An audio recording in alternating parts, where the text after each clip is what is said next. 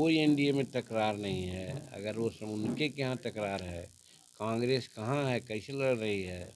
आप सर वहाँ जो दिल्ली में है, आप और वो दोनों अलग अलग लड़ रहे हैं।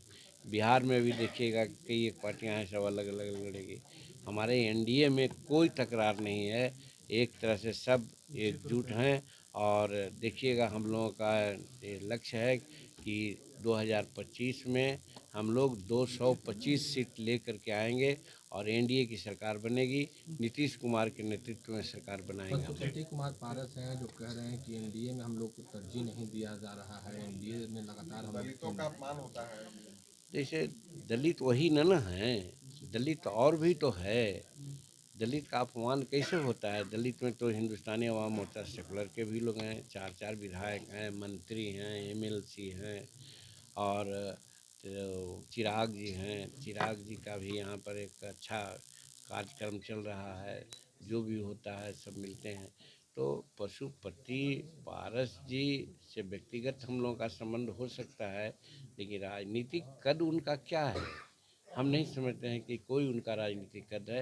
अब वो ज़्यादा बुजुर्ग हो गए हैं, बात करने को भले मन बहलाने के लिए कुछ कर दें, लेकिन समाज में उनका कोई वर्चस्व नहीं है। वर्चस्व है तो चिराग पासवान जी का है, और फिर इधर हिंदुस्तानी अवाम मोर्चा सेकुलर में संतोष कुमार सुवन का है। इस तरह से दलित और महादलित सब एनडीए के साथ है, नीतीश कुमार जी के साथ है, नरेंद्र मोदी जी के साथ है। लेकिन लालू जी से मुलाकात कर रहे हैं पारस जी लगातार। तो किसी से मुलाकात करने इससे क्या फ़र्क है? उनके बारे में हम लोग तो कहना ही चाह रहे हैं कि वो तो छटपटा रहे होंगे कि हमको कोई स्थान मिले, तो शायद एक्सप्लोर कर रहे होंगे कि लालू जी कुछ उनको तरजीह देंगे, तो इसलिए अपना उनका उससे कोई फ़र्क नहीं पड़ता है। एनडीए बहुत मजबूत होकर के उभर रही है, और यहाँ नीतीश जी का की सरकार और माननीय प्रधानमंत्री जी का नेतृत्व में राज्य और देश दोनों आगे बढ़ रहा है। इस चीज़ को बिहार की जनता समझती है। इसका प्रतिफल आप देखेंगे कि 2025 में 225 सीट लेकर हम लोग आएंगे। सर, बिहार में त्रिकोणीय लड़ाई देखने को मिल रहा है। प्रशांत किशोर भी अब 2025 में कर रहे हैं कि अब लड़ेंगे चुनाव ना। कोई लड़ने से किसी को रोकता है? वो तो अभी लड़े।